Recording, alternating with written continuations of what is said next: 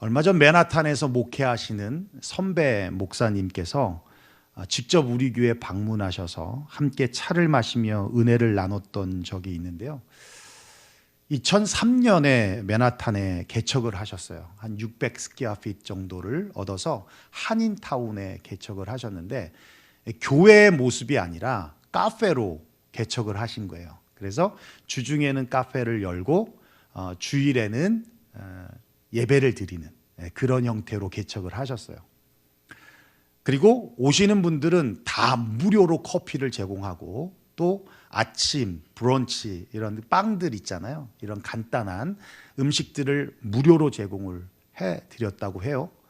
그러다 보니까 이게 소문이 나서 뭐 아시아나 대한항공 기장들이나 스튜어디스들이 이 뉴욕에 들어오면 맨하탄에 보통 묵는답니다. 그러면 그분들이 아침에 와서 커피도 드시고, 또 주일을 껴서 오시게 되면 와서 예배도 드리시고, 또 이게 소문이 나서 관광객들이 뭐 타주에서 오셨든지 혹은 뭐 한국에서 오셨든지 오시는 분들이 들려서 커피도, 특별히 한국에서 오신 분들은 이 달러가 워낙 비싸잖아요. 그러니까 커피 한 잔이라도 그냥 얻어 먹으면 좋잖아요. 그러니까 믿는 자들은 믿지 않는 자는 관계없이 오셔서 그렇게 브런치도 드시고 커피도 드시고, 또 이게 소문이 나가지고 뉴욕에 오는 연예인들이, 크리스찬 연예인들이 그렇게 방문을 한다는 거예요. 그래서 어느 정도까지 방문을 하냐면 목사님이 이번 주는 누가 오실까 이런 기대가 있을 만큼, 그래서 수많은 연예인들을 만났다고 해요.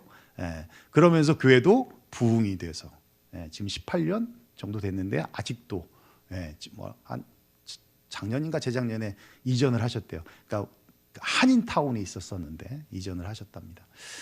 그러면서 그분이 그런 얘기를 하시더라고요.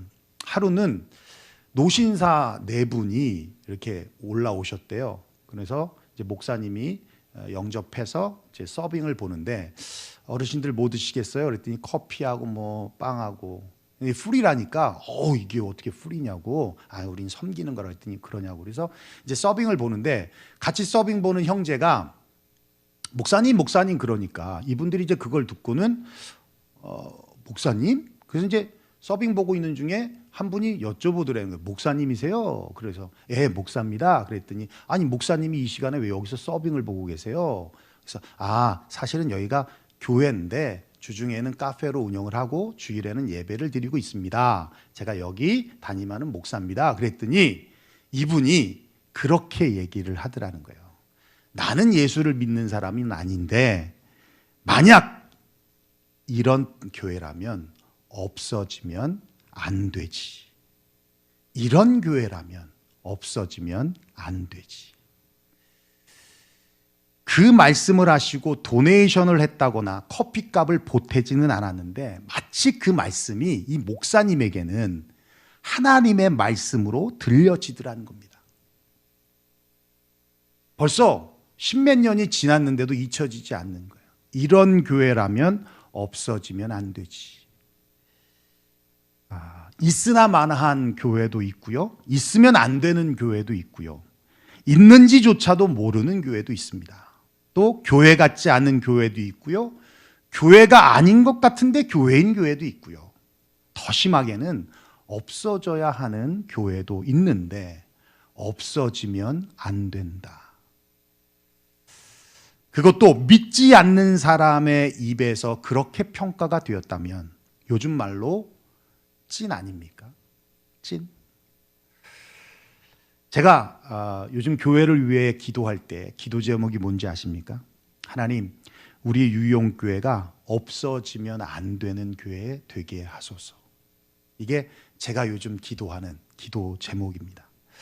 오늘 본문은 라오디게아 교회에게 주시는 책망의 말씀을 기록해 주고 있어요. 15절 16절인데요. 우리 한번 다시 읽어볼까요? 시작. 내가 내 행위를 아노니 내가 차지도 아니하고 뜨겁지도 아니하도다.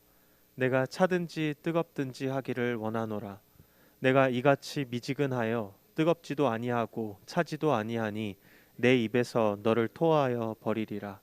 이 말씀이 그렇게 익혀졌습니다. 없어지면 안 되는 교회가 아니라 있으나 마나한 교회, 없어도 되는 교회. 아니, 얼마나 역겨웠으면 토하여 버린다고 말씀하셨을까? 여러분, 정말 맛없는 음식의 맛을 표현할 때 뭐라고 해요? 토할 것 같다고 하지 않습니까? 그런 음식은 없어져야 하는 음식 아니냐는 거예요. 심하게는 없어져야 하는 교회라는 의미라는 거예요. 목회자 입장에서는 정말 가슴 철렁한 말씀입니다. 왜 라오디게아 교회가 이도저도 아닌 있으나 마나한 뜨뜻미지근한 교회가 되었느냐? 17절에 말씀하고 있어요. 우리 한번 다시 읽어볼까요? 시작. 내가 말하기를 나는 부자라 부요하여 부족한 것이 없다. 여러분, 신앙생활에서 자족함과 만족함은 아주 중요한 신앙인의 자세입니다. 만족과 자족을 통해서 스멀스멀 올라오는 짜증과 불평과 원망의 구멍을 막아주기 때문에 그렇습니다. 또 만족과 자족은 삶의 안정감과 평안함을 줍니다. 그래서 어떤 상황에도 만족할 줄 안다면 흔들리지 않습니다. 요동치지 않습니다. 다윗이 시편 23편에 고백하고 있어요. 우리가 잘 아니까 한번 읽어볼까요? 시작. 여호와는 나의 목자시니 내게 부족함이 없으리로다. 내가 사망의 음침한 골짜기를 다닐지라도 해를 두려워하지 않을 것은 주께서 나와 함께 하심이라. 하나님이 나의 목자라는 것에 만족하고 자족한다는 것입니다. 그래서 사망의 음침한 골짜기로 나를 이끌어도 나는 불평하지 않고 나는 원망하지 않고 두려워하지 않는다는 거예요. 여러분, 뭐가 느껴지십니까? 평안함과 안정감이 느껴지지 않습니까? 흔들림이 없습니다. 요동함이 없습니다. 바울도 다르지 않습니다. 우리가 잘 아는 말씀입니다. 빌립보서 4장 11절 13절 한번 읽어볼까요? 시작. 내가 궁핍함으로 말하는 것이 아니니라. 어떠한 형편에든지 나는 자족하기를 배웠노니 나는 비천에 처할 줄도 알고 풍부에 처할 줄도 알아. 모든 일 곧 배부름과 배고픔과 풍부와 궁핍에도 처할 줄 아는 일체의 비결을 배웠노라. 내게 능력 주시는 자 안에서 내가 모든 것을 할 수 있느니라. 할렐루야. 여러분, 비천할 때나 궁핍할 때에도 불평과 원망하지 않고, 그렇다고 배부르고 풍부할 때만 감사하지 않는다는 거예요. 어떤 상황에도 흔들리지 아니하는 평안함과 안정감을 잃어버리지 않는 비결을 배웠다는 겁니다. 그게 뭐예요? 자족이라는 거예요. 만족함이라는 거예요. 그 자족함이 환경을 초월하는 의미가 아니라 환경을 다스리는 능력이더라는 겁니다. 그런데 그걸 누가 주셨다고요? 내게 능력 주시는 자 안에서, 주 안에서, 주님 안에 있을 때라는 겁니다. 신앙인의 자세 가운데 이 자족한다는 거, 만족한다는 거, 이건 굉장히 평안함과 안정감을 주는 겁니다. 중요한 거예요. 개척교회 사모님이 교회가 너무 힘든 일들이 생기니까 매일 금식하면서 기도를 했답니다. 금식하며 기도하며 그렇게 간절하게 나아가는데도 불구하고 문제가 해결될 기미가 안 보이니까 얼마나 답답하겠어요. 그렇게 속을 끓으면서 하루하루를 보내는 중에 교회 화장실 바닥 청소를 하고 있던 가운데 그냥 무심결에 화장실 창문을 넘어 하늘을 보면서 그렇게 말했던 거예요. 하나님, 이거 하나님이 하신 거 아니죠? 이건 마귀가 한 거죠? 라고 그렇게 얘기했더랍니다. 얼마나 답답하면, 그죠? 근데 순간, 머릿속에 순간 하나님의 말씀이 번뜩하면서 딱 떠오르는 말씀이 있는데, 그게 뭐냐면 참새 2마리가 한 앗사르니에 팔리지 않느냐? 그러나 너희 하나님께서 허락하지 아니하시면 그 하나도 땅에 떨어지지 아니하리라. 이 말씀이 번뜩 떠오르더라는 거예요. 무슨 말이에요? 하나님이 하셨다는 거지. 하나님이 하셨다는 거지. 근데 다음 사모님의 기도가 대박입니다. 저절로 그런 기도가 나오면서 속이 후련해지더라는 거예요. 이렇게 기도가 나오더랍니다. 그러면 오케이. 모든 것을 합력해서 선을 이루시는 하나님을 믿습니다. 아멘. 그렇게 기도가 나오더라는 겁니다. 근데 정말 그 뒤로 모든 문제들이 다 해결이 되고 교회가 성장되고, 주님이 하시는 일이면 오케이. 여러분, 이게 믿음이고 이게 주 안에서 가지는 안정감이고 평안함 아닙니까? 하나님께서 때마다 일마다 공급해 주심으로 부족함이 없고 하나님께서 주시는 것이기에 만족함이며 받기에 감사함이 되어야 하는데 라오디게아 교회가 가지는 자족과 만족이 어디서 왔냐는 거예요. 뭐라고 말씀하고 있어요? 내가 말하기를 나는 부자라 부요하여 부족함이 없다. 무슨 말씀입니까? 나는 부자인데 나를 부유하게 만드는 것은 나다라는 거예요.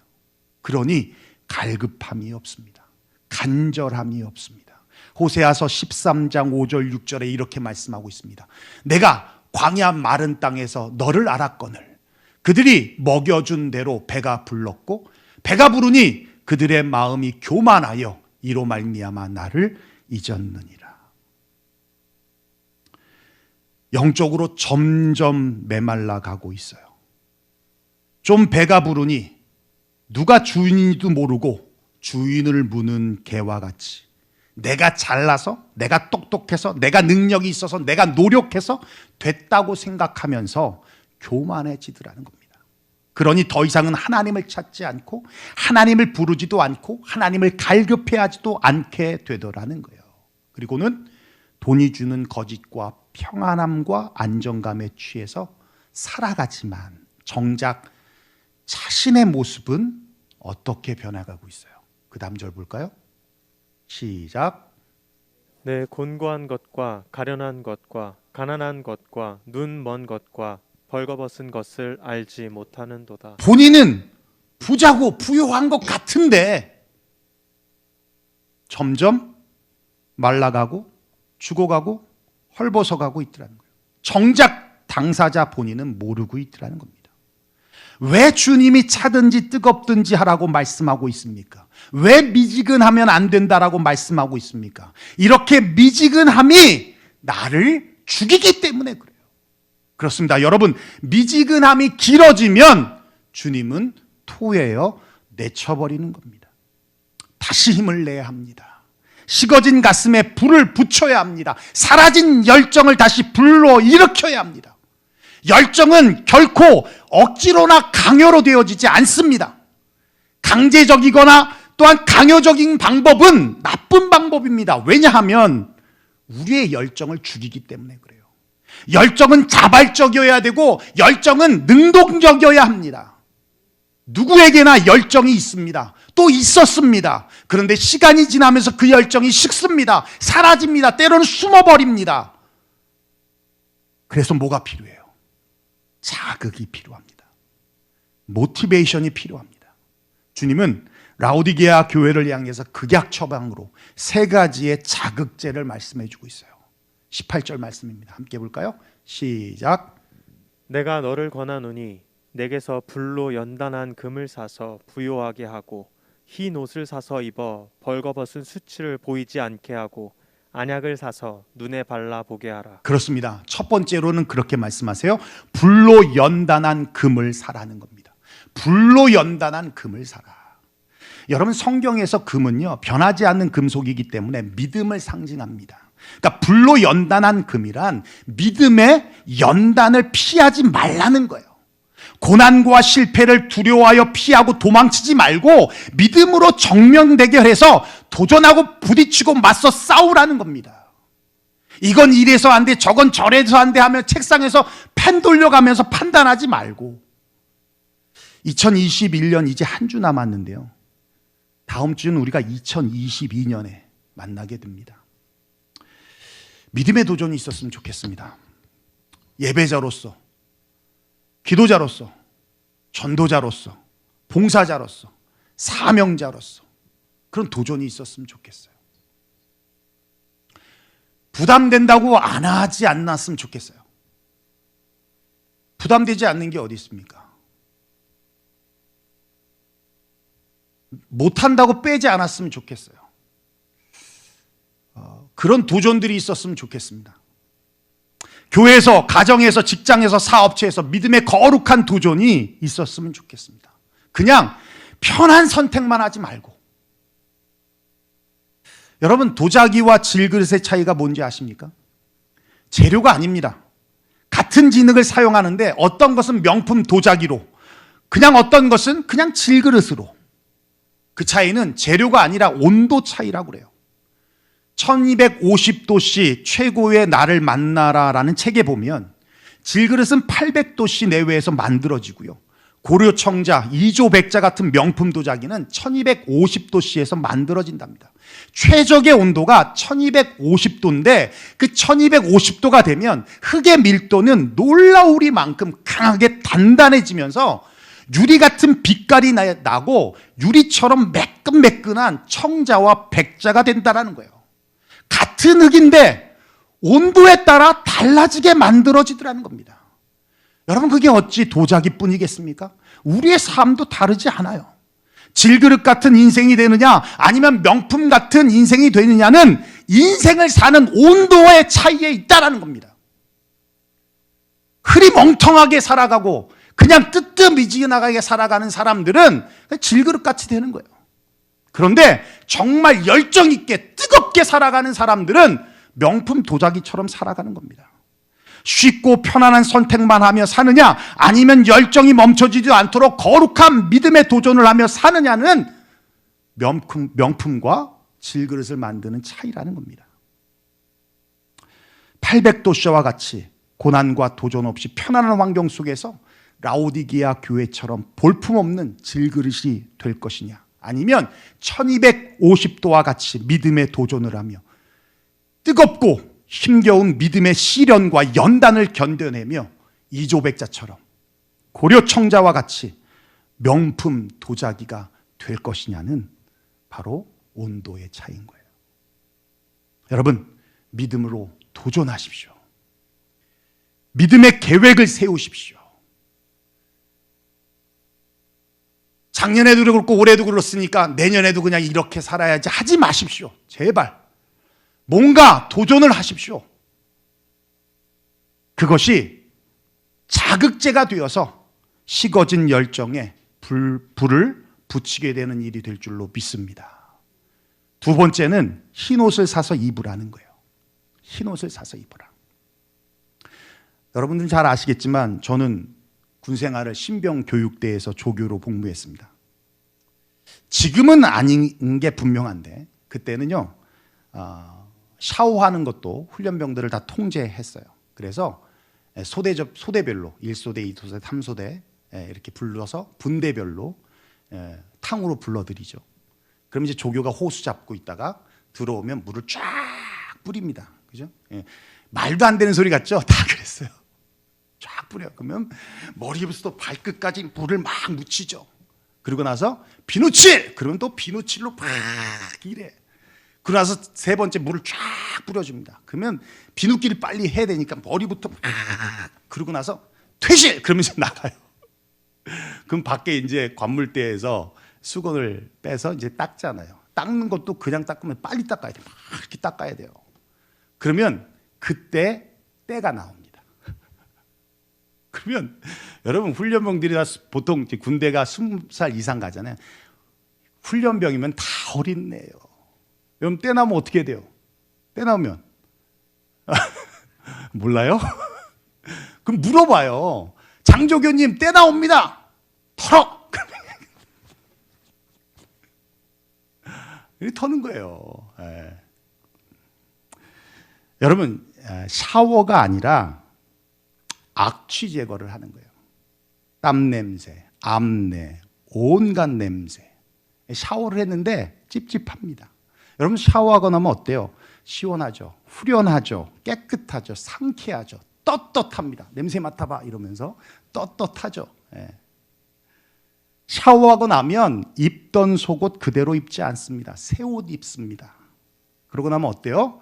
더러운 거 안 만지죠. 여러분 이 샤워 끝나고 다 갈아입었는데 밖에 나가는 사람 있어요? 없죠. 그죠? 잠자기 전에 애들 다 씻겨놨는데 다 옷 갈아입혀 놨는데 밖에 나가서 흙 묻히고 오면 두들겨 맞아야죠. 여러분 자려고 치카치카 다 끝났는데 음식 먹어요? 안 먹잖아요. 흰옷을 사서 입으라는 것은 바로 그런 의미입니다. 요한계시록 19장 8절에 보면 이렇게 말씀하고 있어요. 그에게 빛나고 깨끗한 세마포 옷을 입도록 허락하셨으니 이 세마포 옷은 성도들의 옳은 행실이로다. 이 흰옷을 사서 입으라라고 하는 흰옷은 성도들의 옳은 행실이라는 거예요. 주님을 사랑하고 주님을 기뻐함으로 연약하지만 성령의 인도하심과 이끄심에 순종하며 거룩함을 위하여 죄와 싸우면서 한 발 한 발 주님께로 나아가는 삶이 바로 흰옷이며 성도의 옳은 행실이라는 겁니다. 성도의 거룩함은 억지로 되지 않습니다. 주님을 사랑하고 주님을 기뻐할 때 자연스럽게 나타나는 열매입니다. 주님은 흰옷을 사서 입으라고 말씀하시면서 라오디게아 교회를 향하여 묻고 있는 것입니다. 너는 나를 기뻐하냐? 너는 나를 사랑하냐? 너는 내 안에 거룩함이 있느냐? 그걸 묻고 계시는 거예요. 제가 주님을 처음 만났을 때 여러분 잘 아시겠지만 전 고등학생이었잖아요. 교회를 나간 지 얼마 되지 않은 상황이었어요. 기도할 줄도 몰랐습니다. 잠에 따라 자매에 미혹되어서. 그런데 1월달 기도회 할 때 목사님이 이제 기도를 하는데 뭐 기도할 줄 압니까 제가? 그러시는 거예요. 주님 사랑합니다만 하라는 겁니다. 그래서 그냥 목사님 말씀에 순종하는 마음에 그냥 기도할 때 주님 사랑합니다, 주님 사랑합니다, 주님 사랑합니다. 제 기억으로는 길지도 않았어요. 몇 번 안 했는데 갑자기 이 안에서 뭔가가 빵 하고 튀어나오면서, 토했다는 얘기가 아니에요. 뭔가가 빵 하고 나가는 것 같으면서 눈물이 쏟아지는데 하나님의 은혜가요. 지금도 생생하게 기억이 납니다. 그런데 하나님이 나를 얼마나 사랑하시는지 그 사랑이 절절절절 느껴지면서 눈물이 또 쏟아지는 거예요. 40분 동안 눈물이 멈춰지지 않더라는 겁니다. 그리고 나서 변했어요. 제가 변했어요. 하루도 빼먹지 않고 그 기도회에 나왔습니다. 원래 1월달 방학 동안에 하는 기도회였는데 3월까지 개학하기 전까지 기도회가 이어졌고 마지막 기도회 하는 날 목사님이 이렇게 안아주시더라고요. 그게 아직도 기억이 나요. 제가 목회자였어도 안아줬을 것 같아요. 그런 아이가 있다면. 여러분, 하나님을 사랑하는 것, 하나님을 기뻐하는 것 억지로 되지 않습니다. 근데 은혜가 임하면 돼요. 하나님의 은혜가 우리 가운데 임하면 하나님을 사랑하고 싶지 않아도 사랑하게 됩니다. 하나님을 기뻐하고 싶지 않아도 기뻐하게 되고요. 그리고 그 하나님 때문에 내가 거룩한 열매가 저절로 내 삶에 맺혀지게 되어지더라는 겁니다. 사랑하는 성도 여러분, 은혜를 구하십시오. 은혜를 사모하십시오. 주님이 나를 얼마나 사랑하고 계신지, 주님의 사랑이 얼마나 큰지를 깨닫게 되는 순간 주님을 기뻐하고 주님을 사랑하지 않을 수 없습니다. 그러면 죄를 멀리하게 되고 거룩함의 열매를 맺으며 살게 되는 거예요. 이게 식어진 우리의 열정의 자극제가 되어지는 것입니다. 2021년도 그랬지만 2022년도 주님의 은혜를 구하는 저와 여러분 되시기를 주의 이름으로 축원합니다. 마지막 세 번째는 안약을 사서 눈에 발라 보게 하라는 겁니다. 무슨 말씀입니까? 주님이 하시는 일을 보라는 거예요. 주님의 비전을 보라는 겁니다. 여러분, 비전의 어원은 라틴어 비서스에서 왔는데요. 무엇을 보다라는 의미보다 무엇을 깨달다라는 의미입니다. 그래서 우리가 그런 말 하죠. 알고 나니까 보이더라. 그죠? 알고 나니까 보이더라. 영어도 마찬가지죠. 알고 나니까 들리더라. 비전은 이미 앞에 놓여져 있는 무엇을 보고 깨닫고 이해할 때 나타나는 거예요. 비전은 사람에게 오는 것이 아닙니다. 내 안에 있는 것이 아니라 외부로부터 들어오는 게 비전이에요. 그래서 사람에게 있는 것이 아니라 하나님에게 있으며 하나님에게서 나오는 거예요. 하나님에게서 나오지 않는 비전은 모두 비전을 가장한 나의 야망입니다.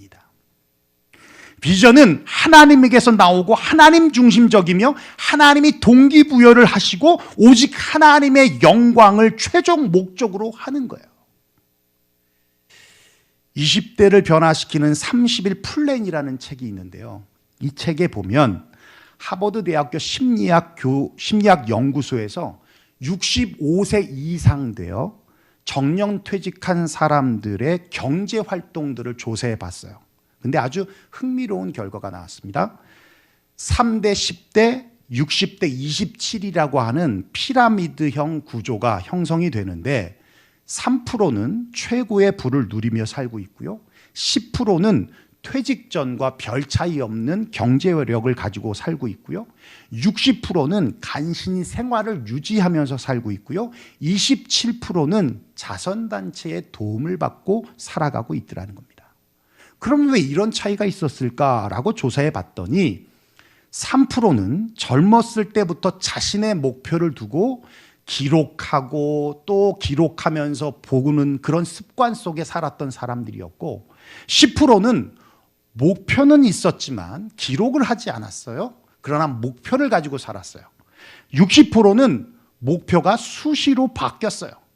27%는 목표 자체가 없었던 사람들이더라는 겁니다.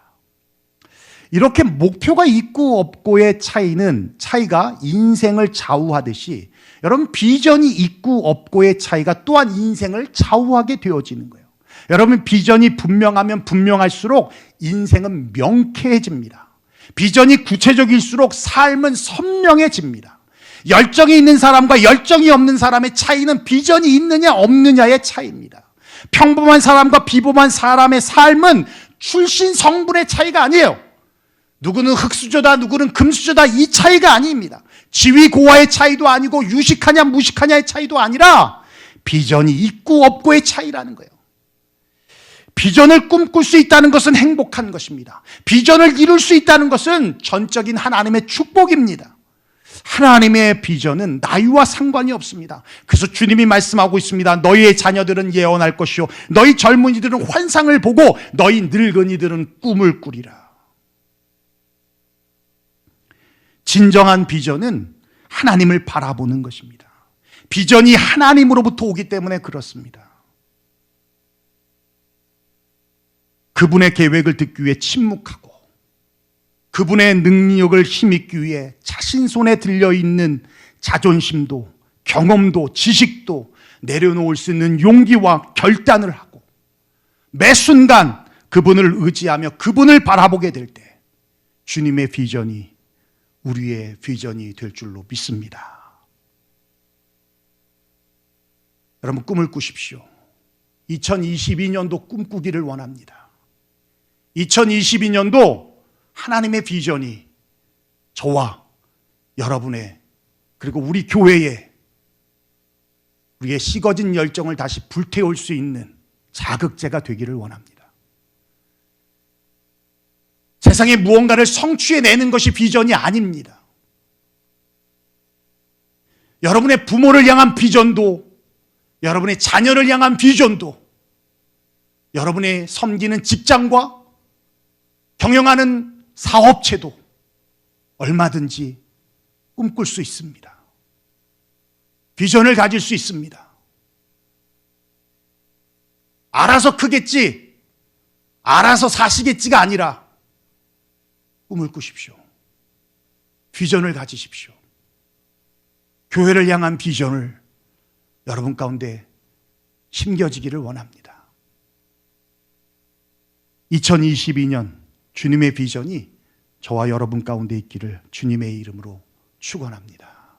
기도하겠습니다.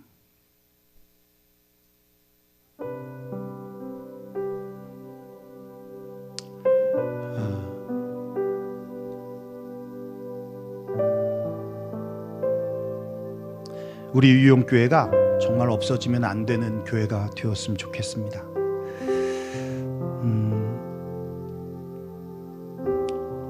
제가 더 열심히 하고 제가 더 잘해야 되는 것은 분명한 것이고요. 여러분들도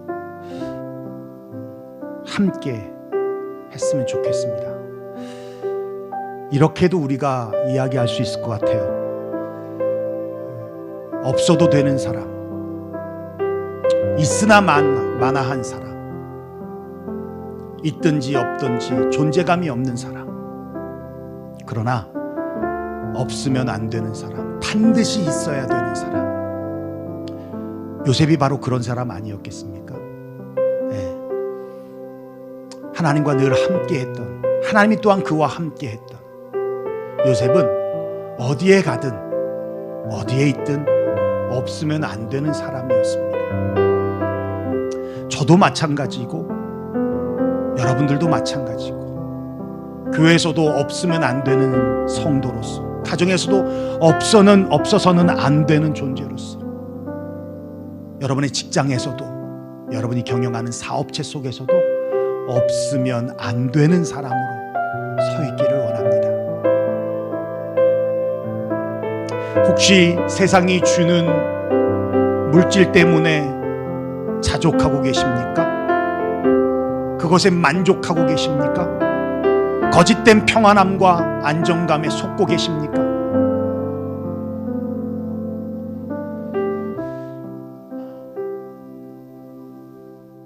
그로 인하여 여러분의 열정이 식어지고 있고 죽어가고 있다면 라오디게아의 교회를 책망하였던 그 말씀이 바로 우리의 말씀이 될 것입니다. 우리 잠자고 있는 식어진 우리 가슴에 불을 지필 수 있도록 믿음의 도전이 있었으면 좋겠습니다. 은혜를 사모하며 거룩함의 도전이 있었으면 좋겠습니다. 뿐만 아니라 그냥 한 해 또 그렇게 가는구나가 아니라 하나님이 내게 주신 비전을 꿈꾸며 더 생생하게, 더 선명하게 비전을 바라보며 나아갔으면 좋겠습니다. 그래서 하나님이 이루실 것을 바라보면 우리 안에 설레임이 회복되어지고 식어진 가슴이 다시 불을 붙여 명품 도자기가 만들어지듯이 하나님 안에 명품 같은 삶이 우리 가운데 펼쳐질 수 있었으면 좋겠습니다. 우리 이 시간 그 말씀 들은 대로 우리 함께 통성으로 기도하며 나아갑니다. 기도하겠습니다. 고마우신 우리 아버지 하나님, 감사와 영광 하나님 앞에 올려드립니다.